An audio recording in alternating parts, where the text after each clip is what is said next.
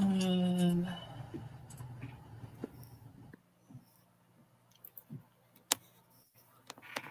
right, always a lag with Instagram. Yeah. There we go. Okay. Perfect. I think Come on. I'm live. All right. Hello, YouTube. Hello, Instagram. Finally got logged in. Got it sorted. Dr. VanderWel, Dr. Tan, and PA Adam Simon are all here today. Yeah. Thank Special you for joining, guest. everyone. Yay. Exactly. So we're talking, doing a live Q&A session, discussing anything you guys want to talk about from a weight loss, weight management perspective, as well as anything you want to talk about. And the kind of our general theme in the lull moments will be discussing expectations after weight loss surgery. So, all right. Great. All right. Well, we got a question. Maybe we'll start out with this one and then we can jump into our discussion. There was a question that came in through our website from Ella. And her question was, I am going to get pregnant, I'm assuming at some point. How will the surgery affect me? And she's 32 years old. Great question. So we usually, if you've had weight loss surgery and then you get, weight loss surgery and losing weight makes people more fertile. Like first thing that should be said is generally it is a major boom for fertility. So big step in the right direction there. After you have become pregnant and you have a smaller stomach from a weight loss procedure, generally what it is you just need to talk with your bariatric team about what your nutritional goals, if any, should be modified for your pregnancy. Mm-hmm. And it's honestly shocking, like how little more you need from a nutritional standpoint. But it's different for everybody, I think, depending on where you're starting from. Like if you are, at a healthy weight already, then, our nutritional goals will be different than if you still probably have, say, another 40, 50 pounds of weight loss to go. So. Yeah. I get this question all the time from patients who are kind of at, in their 20s and 30s about to have surgery. And I think a lot of people are concerned. They're just like, I'm not going to eat enough. Is my baby going to be malnourished? Is there going to be vitamin deficiency issues? And again, yeah, fertility increases. Like everyone does better with surgery. I'll just say that like in the first year after surgery, we recommend against having a pregnancy during that initial recovery period. The thought there is, one, you're kind of relearning how to eat to some degree and kind of developing new habits. But then also, we kind of don't know what pregnancy does to weight loss during that first year. And so it's a little bit of a black box, so we choose not to enter into it if we can avoid it oftentimes. But after that first year, we're kind of good to go. So yeah, usually calorie-wise too, like you need, like I tell people, like usually we're talking like one extra protein shake a day is probably what you might need. Yeah. All right. Sorry, Adam, you were saying? No, I hear this question a lot too. The thing I think is important to recognize is if you are in your 20s or 30s and you're female and you're going through this, a contraception plan is essential because your fertility goes up so much, and we don't want your weight loss result compromised by the timing of the pregnancy. So definitely a thing you should have organized coming into the surgery. I think it's a good piece of advice. And then afterwards, I think it's important to know it's much safer for you to be pregnant after one of these surgeries than it is for you to be pregnant when you're obese. It's safer for you. It's safer for the baby. It's safer for the pregnancy in due course and labor and delivery. All of those metrics are just much better for both you and the baby if you do it after you've lost the weight. And the concern that I hear is about the malnourishment, but it's much more dangerous to be pregnant and obese than it is to be pregnant and smaller, but have one of these surgeries on board. And I think standard of care is that you're referred to a high risk OB. And I think that's kind of a soft recommendation. I think most of our patients end up being much easier and much more straightforward in the course of their pregnancy after their weight loss. Yeah. 100% agree. Adam, that's a great point. Like the risks of like preeclampsia, of high blood pressure, of gestational diabetes, like those get so much better after weight loss surgery. It's a great point. Yeah. All right, Ella, was it Ella or Ellen? That was Ella. Ella, great question. Thank you for Yeah, that. really, really good question. Comes up all the time, so I'm glad, Mm-hmm. I'm glad that came up here as well. So yeah, anyone in the chat too, you're welcome to put in questions. Thank you all for joining already. So we got good chip going so far on all the platforms. Dr. Tan, you want to get us started with our theme of the day, theme du jour? Yeah, why don't we do this? I thought this was kind of an interesting topic because I think a lot of patients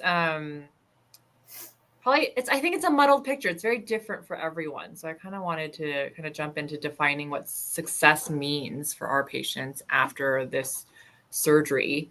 And so I guess I'll just start with a very broad question of how do you define success after bariatric surgery for your patients? Kind of an open-ended question. I will say for me, I think the most important thing is that the patient has an idea what success looks like in their own head and that they're going for. So that's different for everybody. So some people, like I saw someone early this week who I think she'd lost like 90 pounds already, but still had probably another 90 to go. But she was just like through the moon about how her joints felt, how she was sleeping better, how much better she felt, like all the different things from an activity level, all the different things she could do now. Like she was like, doing races and like climbing mountains and all these other things, even though she still has a ways to go, but she was so thrilled with how well she had done so far. And I think it's really important to have a appropriate level of what you think success looks like. And the non-scale victories, I think, are really important. So like, what is the activity level you want to do? How do you want to be able to sleep, move around with your family, be able to do social functions? And then I think the scale is probably the least valuable, the least important metric and then health stuff like your diabetes, your hypertension, your PCOS, stuff like that, getting better. I think those are really great goals. And then probably on the last tier goal is the scale goal, but the scale is the most measurable. So that's the part that is also a part of the picture. But. Yeah. No, I think the whole like everyone is so different in why they're having surgery, right? And I think it's a good idea for all patients who are thinking about having surgery, spending some time and like reflecting on what am I really hoping to achieve with this surgery? What am I really hoping to achieve with weight loss? Because it is going to be different for some folks. Like probably the most common ones I hear are like, I want to feel a little bit more comfortable in my body. I want to be more active. I want to have more energy and I want to be healthy, right? Those are all really good goals to have with surgery. They're kind of hard to gauge sometimes, but I think they're really, really good goals to like reflect on, kind of think about where you're at now. And then as you kind of embark in that journey, make sure you're kind of continuing to reflect on that. Sometimes these non-scale victories, it's hard to remember where you started and then where you ended. And it is very easy to get fixated on the scale because that's what you're looking at every single day. And that's not your only measure of progress. And so we always spend some time, at least when I meet my patients for the first time, kind of going through some of that and thinking about that. I also spend some time kind of setting realistic goals for my patients after bariatric surgery. Bariatric surgery is not, it can't do everything, I will say. And so sometimes, we have to kind of readjust goal weights and kind of things like that to something more realistic so that we're not disappointed at the end of surgery. People that don't struggle with their weight have problems too. Yes. Yeah. So, hey, before I jump into your kind of answer to this question, Adam, I got a question on the chat line from Heather. Thank you for tuning in. And Heather, great to see you and tuning in. Do patients have issues with body dysmorphia after reaching their goal? If so, is therapy recommended? Excellent question.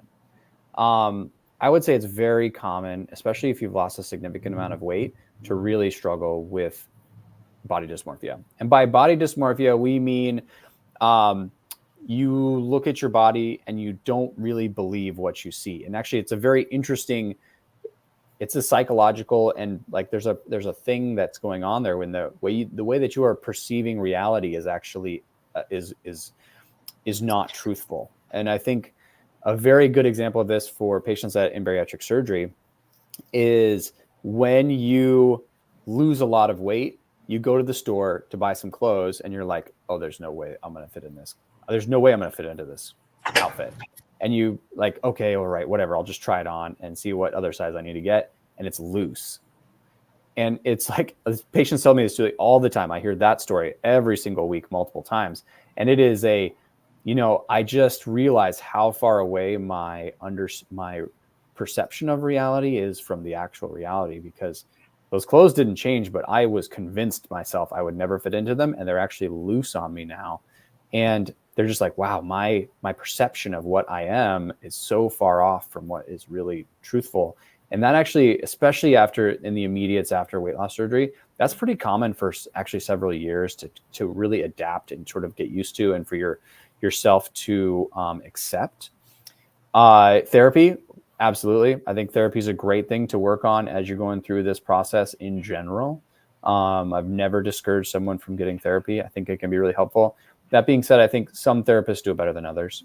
So That's true. That's true. Take some time finding a therapist.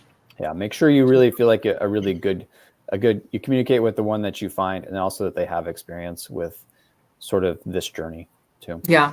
Yeah. Especially like it's such a niche thing that our patients are dealing with. Yeah.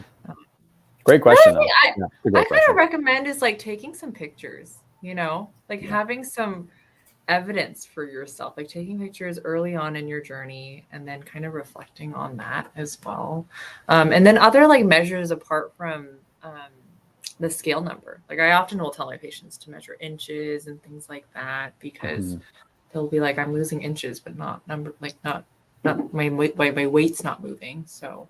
And clothes. I think clothes are a good measurement. Clothes are another one. Yeah, sizes. I've gone down a dress size, but nothing's changed on the scale. All right. Yeah, thanks for that question. Yeah, that was a great question. I have another couple. Let's see here. I have a couple questions on here. I have someone, I can't pronounce their name, so I'm not going to try. They said, I'm 14 weeks post-surgery, a lot to reflect after 2. Yes, a lot to reflect on and through the entire journey. No way to know how our bodies will change within that process. Do some patients fall below an initial goal weight and then level off again and regain a little weight? I hear the word regain and getting nervous. I'm 14 weeks post a modified duodenal switch surgery. So this person's 14 weeks out, and they're kind of asking about what are the typical weight trends that we see after surgery, and then about regain as well. I would say that for most of our folks, they lose the weight that they're going to lose in the first 12 to 18 months after surgery. You'll kind of lose, you might stall out here and there, but you'll kind of continuously lose during that time period. Once you get to your lowest weight, it is very common to regain a little bit of weight. That's kind of, we see that a lot of the times, and I would say that that's pretty normal and expected after this surgery. What I consider like true weight regain after this surgery is if you continue to regain weight, and it doesn't really stop. And that's when you really want to kind of check back in with your bariatric team to get help so that we can kind of get you back on track. There's usually something from a behavior standpoint or something we can kind of readjust and get you to lose weight again. But I think the key there is coming in to see us earlier rather than later in that journey. So regain's a very real thing after the surgery, but it's manageable. Again, as long as you get the help for it early. Yeah. Any other thoughts? What's your thoughts on regain? What's your sort of, like small cycles, super cycles that you see? Yeah, no, small cycle. I'm usually telling people to zoom out when they're looking at their quantitative metrics. The most obvious one is the scale, right? But like those that weigh every day or even every week, sometimes you're in this sort of this graph of white noise. And when you zoom out, you actually will see like a fairly smooth, consistent downtrend. It's just hard to do that in real time, especially if you're like this 14-week mark. That's a good example where you're sort of heavily invested in your weight loss and you're losing at a good clip. It's any stall there can be can just be disconcerting. I think, and they'll happen even when you're doing everything right. They'll often happen when you're doing everything right. Our bodies are incredibly good at regulating our own metabolic rate. And so you will reach this point where your body plays some defense and turns your metabolism down in course of preservation. And then it sort of has to develop comfort that, all right, I'm not actually malnourished here. I'm getting the nutrients I need, and then the weight loss will resume. And that's where zooming out is really helpful. As far as other concerns about regain, I think the overall trajectory, usually you will tap a weight that is slightly unsustainable somewhere between, I think the 18-month mark is a really good approximator of that. I think with a modified DS, it may be a little longer, but for most patients, it's a decent estimate. And then whatever you weigh there, I think if you regain 10 pounds from there or less, it's hard to be concerned about it from a medical standpoint. If the uptrend continues beyond there, Dr. Tan, I agree, then intervening or at least having the conversation with your care team sooner rather than later. I would say, as you know, from our standpoint as, you know, providers, it's pretty straightforward to maintain someone's weight. It is not that hard to keep you in a range. It is far more difficult to reverse significant regain. And so all the better to discuss early, even if you're not sure if it's an issue yet or not, just have that conversation with the experts. Yes. Yeah. I have the same conversation about weight loss trajectory after surgery, like every day. And so much of it is like really personalized. Like, what are you starting from? You know, have you had a surgery before? What surgery did you get? You know, like, what are you, and then on top, that's like the tool part of the things that you've, you know, of that history. And then there's like, okay, well, what are we doing right now? As far as, are we measuring our food? Are we tracking our food? How much on top of it, those things are we? And then, you know, when do I sort of see my lowest weight? If I don't lose weight, all my weight in the first year, am I hopeless? It's like, by no means. Because what I think you guys have maybe alluded to this a little bit too, is there are these little cycles that go on in this journey. And that first 12 to 18 months, I think the first 3 months is critical. It really sets you up for the next like 6 months. That first 12 months really sets you up for the next 2 to 3 years. But I think that 2 to 3 year cycle, that's sort of like the super cycle that comes full circle. Because at 3 years, you're kind of like, you're on a trajectory of like a totally different trajectory that you were before, or you've come back full circle to, from a behavioral standpoint, right? Like, you see the people that are doing amazing at 3 years, their life looks so different than it did 3 years ago.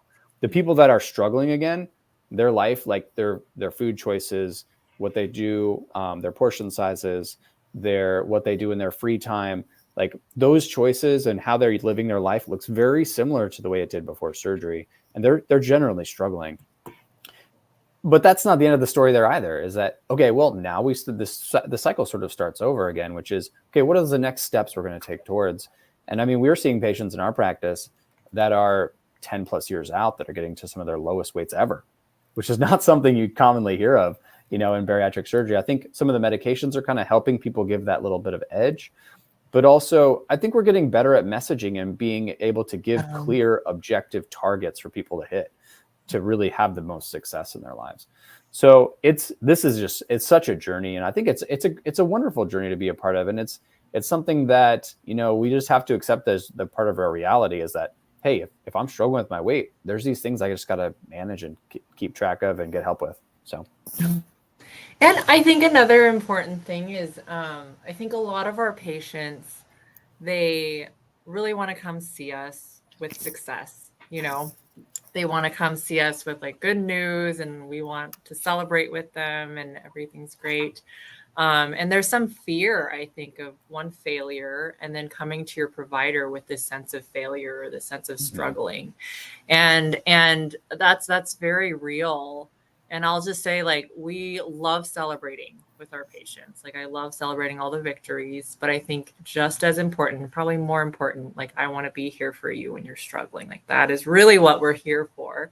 And that's so important. So it's sometimes really hard to push through that, like, man, I'm struggling and I need to get help, but I'm like scared, or I'm nervous or worried about sharing that with someone. So great point. I had a comment on mine from Amanda Jane. Hi, Amanda. Manny, how are you? I found that addressing the issue of why I chose to punish myself with the food or use the food as a means of comfort has been the greatest asset in preventing regain. Fantastic. Yeah, fantastic little input on managing this long term. And I think 100% that's a huge piece of people's journey and preventing weight regain, and also arguably feeling like they're better in control of their life, and that element of like, wow, I don't feel like I feel like I'm in the driver's seat now instead of this just controlling me all the time, that element. So it's mindset is everything. it really is. It really is. I have some Rain Silver 88 says, is it uncommon to suddenly lose your menstrual cycle 6 months post-op? Hormone, vitamin, electrolyte levels, all within normal limits. Currently 1 year post-op and has yet to resume. Down 213 pounds. Wow, congrats. That's amazing. That's impressive. That is amazing. I would say it's very normal to have changes in your menstrual cycle. There's so many hormone changes that happen early on and in that first year of surgery that there's a lot of changes that we expect. I would say that typically we see kind of actually normalization of your menstrual cycles, less so like loss of menstrual cycles after this surgery. So probably worth a visit with your OB guy to kind of chat about that and just make sure there's nothing else going on. But a lot of hormone changes, a lot of changes to menstrual cycles. But again, I'd probably be, if you've lost 213 pounds and your menstrual cycle has gone away, I'd probably be a little concerned about like your body is maybe in malnutrition / like severe rationing. Because that's what happens, you know, if women are like in starvation mode, then you know your period can go away just as a, you know, almost as a preservation survival instinct mode. So that would be the one thing I would kind of have your OBGYN look into. Start loading in some nutrition labs, making sure that, you know, stuff's on point. And if that's all on point, maybe just give it a little bit of time for it to sort of like maybe reset. 6 months feels like a long time in the grand scheme of things. Unfortunately, fortunately or unfortunately, it's not the most amount of time. It's not a huge amount of time. Yeah. This isn't that common. You know, it's I'm with Dr. Tan. For the most part, the obesity disrupts the cycle, and then the treatment of the obesity restores consistency and sort of a more predictable pattern to the cycle. But Dr. V, I agree with you. I think if it's a sudden loss of your cycle when things had been going well after that amount of weight loss, like number one on my list is malnutrition. And I think labs, if your hormone levels have already been checked, like nutrition labs would be the next step. I would think, and you know, that's an obviously a big change to your medical status, losing that much weight, but there are other, you know, certainly other possible causes of loss of menstruation that are not necessarily to do with your weight or insulin resistance, etc. So.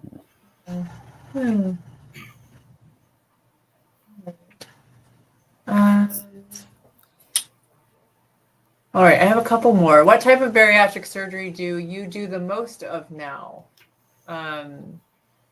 We probably do the most of the sleeve gastrectomy, and it's the most popular surgery in the US now. So it's probably that one's not even close. Well, it's getting close. The bypass, I feel like it's had a bypass is making a little comeback. The bypass made a comeback this year. Yeah, I've had a lot of patients request bypasses, and bypass is still a very relevant and very good tool.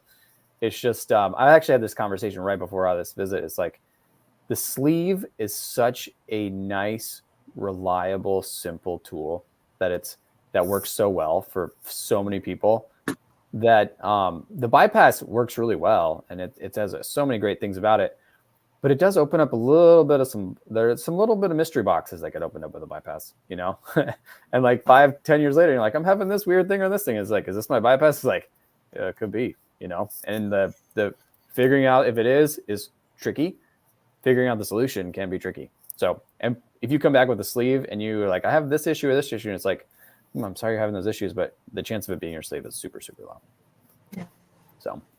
But there's no perfect bariatric surgery. I wish there were, but there's not one perfect one. And so it's kind of natural that things will swing one way and the other over time.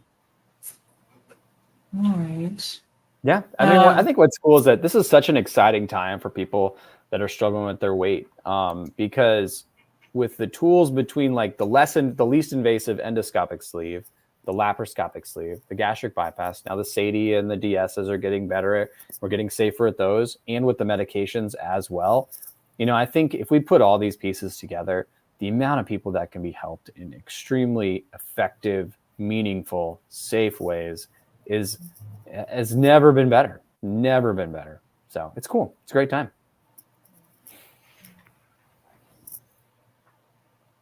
I have another one here. What about libido? I had the SADI surgery in December of 2023. I've lost 150 pounds. Was at 302 and now at 150 pounds. Congratulations. Dang. And maintaining, but absolutely no desire to do anything with my husband. Man, it's a tough one. That's a tricky one. Yeah, that's multifactorial in my opinion.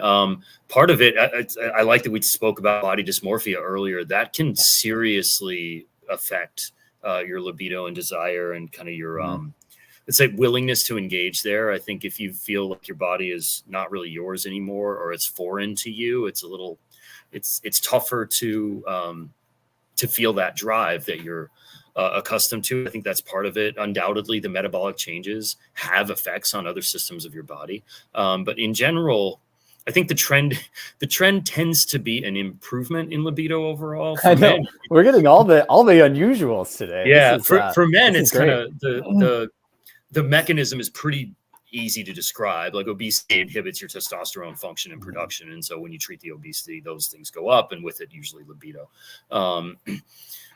With women, it's not quite as straightforward. It's my understanding of the science, but I think most of my female patients would say the same thing. Like once their result is in hand and they're in sort of a more stabilized place and they're not going through as many metabolic changes, it's usually improved rather than inhibited.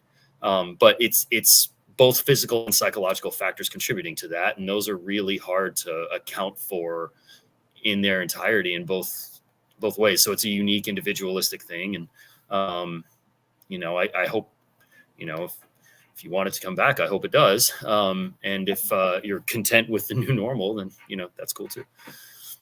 Yeah. Thanks for sharing that question.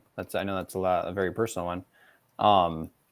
And first thing I would look at too is like, what's your overall energy level for everything as well?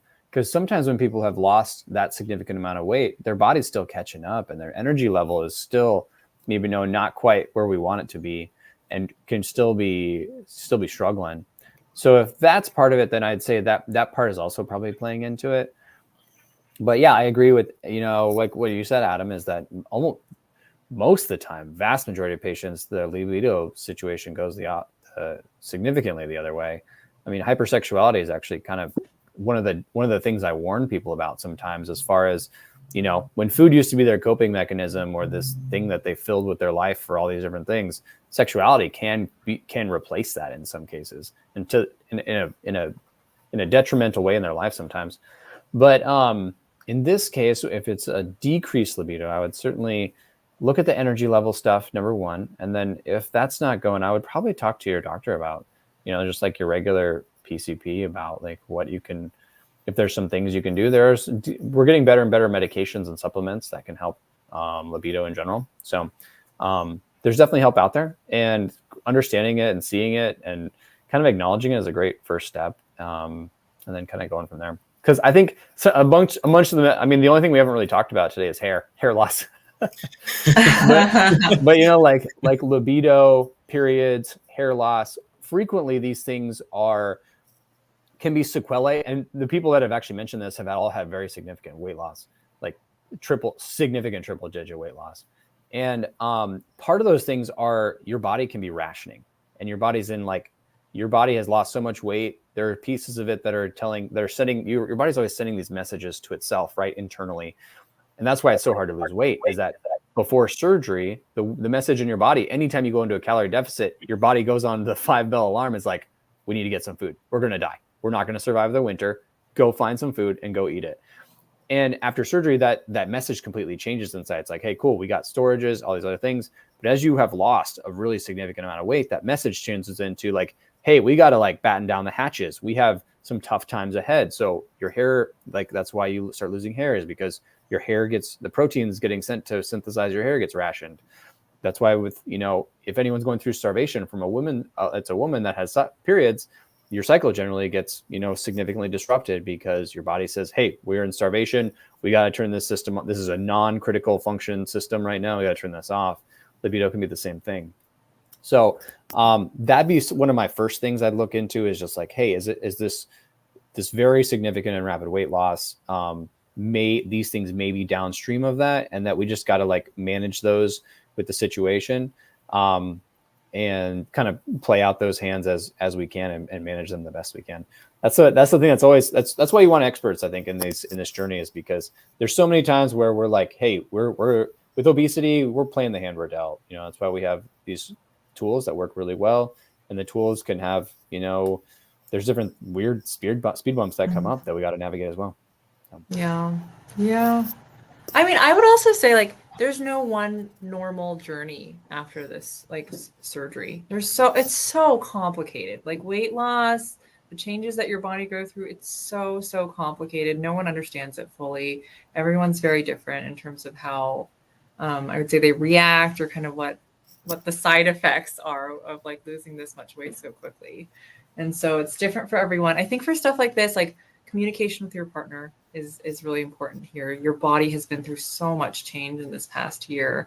And again, so many different sequelae that come from it. So that's really important. And then super multifactorial. It's so hard to answer all these questions without more information, because maybe it's a medication that's now like affecting your body differently. It could be like, there's just, hormone balances. Is it kind of a body dysmorphia thing? There's so many things that could have changed. And so it's very complicated, but definitely worth kind of chatting with multiple providers probably to get their opinions and thoughts, I think. So. Yeah. Thanks for all these questions. I had a question submitted from Kibello. Maybe I'm saying that right. Is the pouch reset just a myth? Great question. Oh, that's such a good question. So as with anything, hard to say. So here's my approach to this is my approach. I'd be curious what your guys is that your stomach is this smooth muscle, hollow, round tube organ. And the smooth muscle part, that's what kind of gives you those contractions to help you break down your food, help move it out. Your intestines have the peristalsis action. And what happens with a sleeve or like a gastric bypass is that stomach part, that smooth muscle stomach part, just gets a lot smaller. And what can happen over time, and this is why I'm very particular in our program about portion size, is if you are eating until you feel full. So what happens, the way you feel full is that there's these little stretch receptors inside of all of your muscles, and they look like little cellular springs, and they're connected to nerves. And when they get stretched out, they send signals to your brain and say, whoa, hey, we're stretching. We got to chill out here. And even sending it to the spinal column. That's like when you stretch a muscle over, there's impulses and reflexes to protect that. So in your stomach, when you overstretch it, you get this feeling of fullness, and you're like, gotta stop. We can't go on. And a lot of people have like their habit and what their body is telling them is that they need to eat until they hit stretch on their stomach. If they do, and that's a good survival instinct if food is scarce and life is hard, that you need to eat as much food as you can and eat until you cannot feel it anymore. And then we need to stop because life's hard and we need all those calories that we can get. So what happens after surgery is that your stomach's nice and small, but if you eat until that same reflex of stretch, you're stretching. And over time, that smooth muscle can continue to stretch a little bit more and a little bit more and a little bit more. I kind of give an example of like a uterus. Think about how much a uterus can stretch over time. And we see this in hollow viscous organs as well, like bladders, colon, small intestines, stomachs. When continually stretched in a radial fashion, they will continue to stretch and accommodate that stretch and get bigger and bigger. But that is reversible. That can be there is an element of retightening of those muscles that can happen. So that's where I think the pouch reset is not necessarily a myth, but I think the way that you go about it is generally wrong, that I see it in the forums and things like that. Most people go back to like a liquid diet, which I think is honestly less helpful probably than if you just go back to very strict portion size. And what I would recommend, I think the sweet spot for most bariatric surgeries is about 3/4 cup. And so what I tell people is like, if you really want that pouch reset, the best thing you can do is stop stretching your smooth muscle of your stomach, because those muscle fibers are getting stretched to the end, but they're still got connection, and over time, they're going to naturally tighten up and get smaller. And so if you just have that 3/4 portion size, over time, that stomach muscle is going to get tighter and it's going to come out around there. How much will it tighten up? That part is hard to know. And it's hard to know if it will be enough, but you can make progress, and it probably will help some weight wise. And it'll probably help, start getting that pouch reset so you can feel more content again, and not feel like your stomach's just, driving everything in you. Yeah.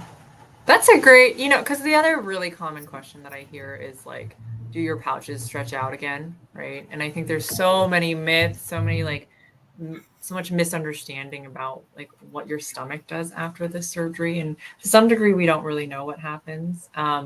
But I think the traditional understanding of a pouch reset, which is going to a liquid diet, I agree that's not a very helpful thing. It's probably not, it's just not an effective way of doing things. But I do really like the idea of like going back to measuring, going back to basics to some degree, making sure you're getting enough protein, that the volume of what you eat is kind of the volume that we teach you, is really important. And track with weighing and measuring. Watch this.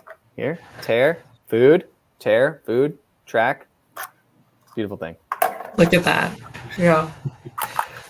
Ready to go. You guys are always in for more than you expected on these things. Adam, what's your thoughts on pouch reset? I think I'm with you. I think for the majority of people, they affect nothing. I think there are those outliers, or the minority, where they swear by it, or they do it once or twice a year, and they think it really does help them. And if you track their weight after that pouch reset, objectively, it looks like it's making a difference. But I think those are rare cases. I think for most people, you're looking for these muscle fibers to, I like the way you showed that, Dr. VanderWel, but you're looking for these muscle fibers to sort of relink or reduce their stretch over a week or 2 weeks. Like, they don't move at that pace. It takes far longer for tissue to sort of, not rebuild itself, but reshape itself into that more favorable configuration. And a good rule of thumb for that for people is however long it took you to get there will be about as long as how it will take you to get back. Yeah. Yeah. So if it took you years, if it took you months and months and months to years to get there, it will take months to years to get back. Yeah. And I don't think it's reasonable for you to be on a liquid diet for months to years. That's not sustainable. No one's going to thrive on that. At least it's very hard to imagine. I think another thing, like measuring is very good. Tracking is very, very good. Holding yourself accountable for what, like if you're eating some stuff, you shouldn't, avoiding the task where you have to write it down is actually a pretty powerful corrective move. But the other thing I'd say is the schedule. I see a lot of people getting tripped up with their eating intervals. And so you're, that sort of large, infrequent meal approach is another thing where your overall nutrition compliance at the end of the day could be pretty solid, but you would still be stretching, or let's say limiting your ability to benefit from this surgical operation by putting too much in all at once. So there's more, the schedule and quality are all factors here that I think can help you play defense, if you will, a little bit with the quality of your pouch. And then if you've stretched it and you need that reset, going back to a schedule where you are on top of your portions, you're on top of the quality, but you're also like sort of that 3-4 hour window between protein doses, I think is really advantageous metabolically and tends to be something that will enable the pouch to come back a bit from wherever it was. Yeah. The other thing, like I do try to warn people, like, the hormonal aspect of the stomach is that mucosal layer that's inside the stomach. Those are the cells that are the most hormonally active. And when you reduce those from the food stream, like from your food connection, when you do one of these surgeries, that's like that the hormones happen. There's a lot of hormonal activity in that action. When your stomach stretches out, you're increasing the surface area of that hormonal layer. When you give a pouch reset and you get and the muscle gets tighter, it doesn't necessarily mean that mucosal layer disappears and goes away. It'll just kind of fold up.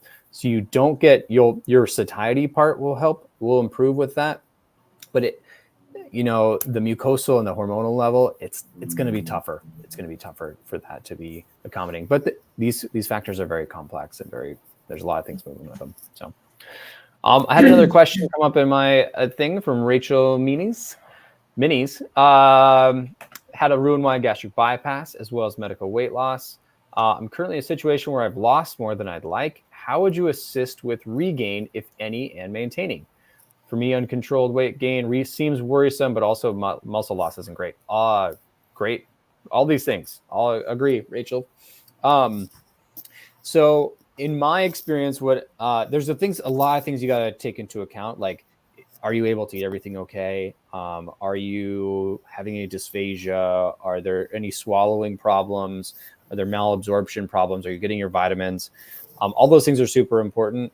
But let's just kind of maybe just reduce it to from a calorie standpoint. It's really important to make sure that you are tracking your calories when you're wanting to lose weight, and that you're wanting, if the trajectory isn't going the way you want it to. It's also really important to calories in this rare situation where someone has overshot and they need to kind of gain back a little bit of weight, and then also find that maintenance dose. My general go-to is liquid calories. Like, if we can hit liquid calories well, we can generally make some good progress. And that's usually like 1 or 2 extra protein shakes a day, maybe mix in some extra fruit so that there's some more extra calories and some extra fiber in a good way, or some complex carbs. But yeah, you want to make sure that ideally you're getting more protein out of these calories that you're getting, so that you're helping with your muscle preservation as much as possible.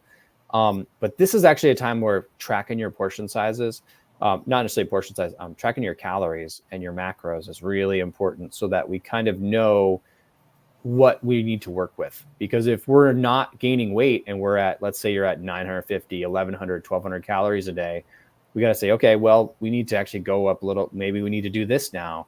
And then we see how those numbers were. And you need to be watched really closely. And then once we kind of get to the weight where you want to be, then we got to probably dial it back a little bit, because we were net positive from a calorie standpoint to get you there. And we got to kind of bring it down just a little bit to probably keep you where you want to be. So what are your guys' thoughts for people that need to gain weight? I make sure everything that you're doing, substitute whole milk. Some extra calories right there. Easy liquid calories there. But I think with this extra, protein is going to be key, especially if muscle mass is a big concern here. Protein's really important. I think this is where like doing body scans is going to be really important too. So you actually have a gauge of the type of weight that you're gaining as well. But, different liquid calories. I agree. Liquid calories is probably an easy way to add some calories there. Yeah, I agree. I think the most common thing I've said in this scenario is bring back peanut butter. Bring back peanut butter. It's like, peanut butter so great cool. again. It's like, if you look, I think I did this calculation once. If you look at the standard foods in the grocery store, most of them, excluding like Crisco and cooking oil, I think per penny of cost, the most calorically dense food in the grocery store is probably peanut butter. And delicious. Yeah, no, it's all, I mean, who doesn't want to eat more peanut butter? But if 2 tablespoons is 200 calories, and it's not, all that protein heavy. I think it's a bit of a myth that peanut butter nuts are a great source of protein. They're not. It's at best 50-50. Yeah. But if you're looking to regain weight, and there's any sort of potential for an issue when it comes to the foregut, so swallowing or digesting, in the upper part of the gut, density is your friend, and the most dense macronutrient is fat. And so a mix of fat and protein is, I think, the way to solve this. And as long as you're not adding a bunch of simple carbs, decadent carbs, indulgent carbs, or those that will, cause a sugar spike and an insulin hit.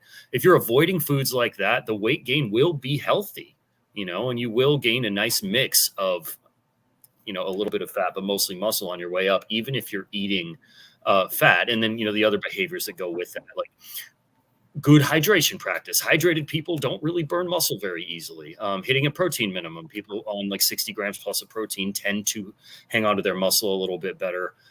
Sleep, I think, is super important. If you're looking to get into a slightly anabolic phase, your metabolism is not optimized for that if you're on less than 6 hours of sleep. I think intermittent fasting can be helpful here as long as you're hitting your calorie goals. And then the other thing that it might be tough if you're feeling malnourished or your energy is pretty depleted. But the other thing here is resistance training. So if you can have your exercise peak be something more than walking, you can get back to a state and a body composition where you're much more capable of thriving, and life gets a little easier for you. I have an interesting fact about peanut butter. Peanut butter was popularized by John Harvey Kellogg, who was a physician, and he actually popularized it so that he could give to patients as like a relatively high protein, easy to eat food. And so that's why peanut butter is popular. So, Nice. Brought to you by doctors. That's right. That's really interesting. That's funny. That's cool. Right. All right. Well, any more comments? I have a couple more questions. Maybe we have time for another. Let's do it. Let's try to get them in. Yeah. Does it take patients in menopause longer to reach goal weight after bariatric surgery? That's from the Instagram live here. Yes. I would say more so than any other group, but not universally. I am shocked at some of my postmenopausal women at how well they can do, and then sometimes it's a struggle, and sometimes they're not going as fast as other people. So it's the nice thing is we got lots of tools now. That's the thing is if you're struggling, you're like, well, it might be there might be some extra things we got to do to make some progress, but it's doable. It's totally doable. And then I have, how often do you perform the traditional duodenal switch surgery? Which I'll just answer for all of us, which is we don't really do the duodenal switch.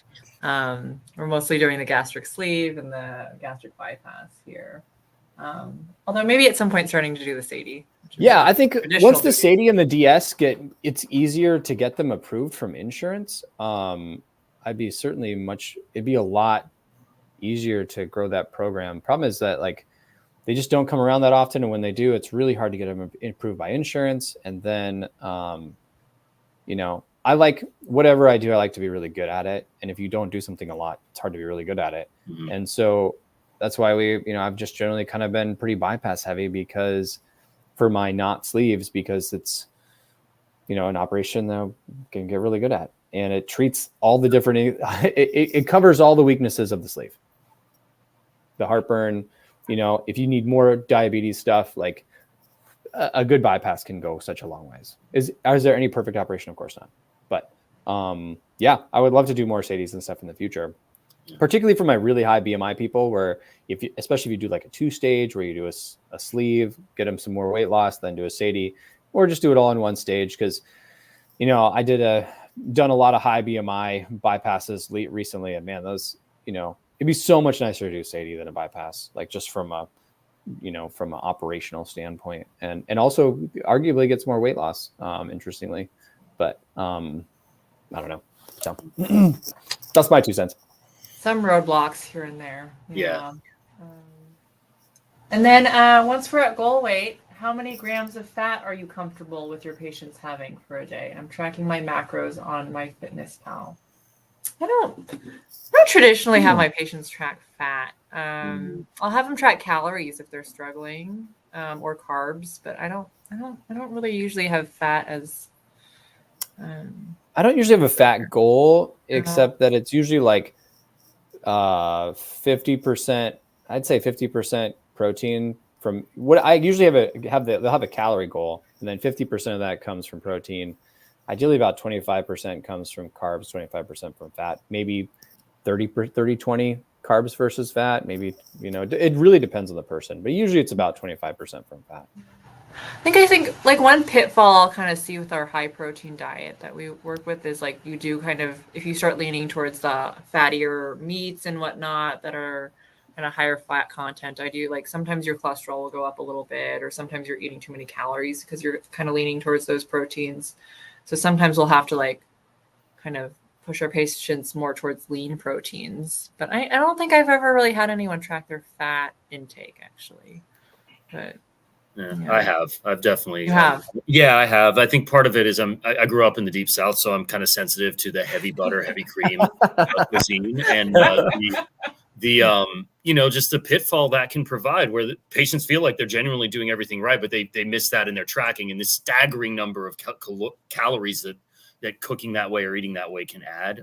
So that's I've used it more as like an insight generator, I would say, for the patient than for a specific scientific problem to solve.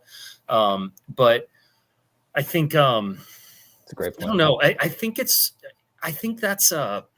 it's like an individual math problem to sort of help each patient solve it. It's hard to put out, for me, it's hard to put out a blanket like target. I think my first question, if you want like specific macro targets for protein, carbs, and fat, is all right, how many kilograms are you? And sort of plan it from there. How many kilograms? And how much do you and do you need to lose weight? Yeah, do you need to lose weight, or like what are you today? What are you trying to get to in terms of kilograms? Because it makes calculating at least protein recommendations easier. And once you have the protein recommendation in place and you feel pretty confident about it, then planning fat or carbs is fairly straightforward. But until you know that, I have really struggled to come up with a one size fits all answer to that question. I think it's a great one, but that's where we, you know, us tailoring the therapy to your individual case is valuable.